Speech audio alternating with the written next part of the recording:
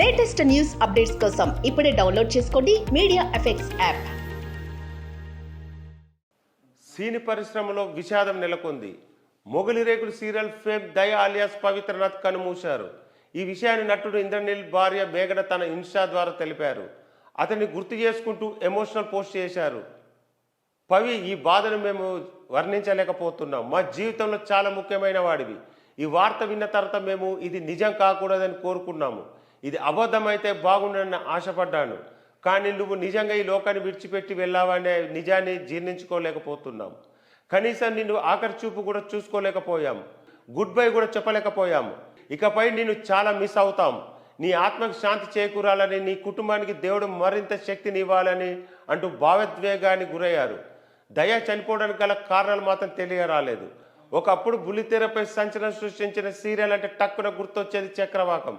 మంజుల నాయుడు తెరకెక్కించిన సీరియల్స్ అంటే అప్పట్లో టీవీ ఆడియన్స్కు విపరీతమైన ఇష్టం ఉండేది. చక్రవాకం తర్వాత అదే స్థాయి ఓ రేంజ్ రెస్పాన్స్ అందుకున్న మరో సీరియల్ మొగలి రేకులు.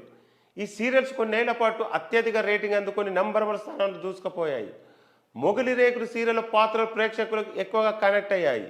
ఇందులో కనిపించిన ధర్మ, సత్య, దయ, శాంతి, కీర్తన పాత్రలకు ప్రత్యేకంగా అభిమానులు ఉండేవారు. ముగ్గురు అన్నదమ్ములుగా కనిపించిన వీరిలో చిన్నవాడు దయ.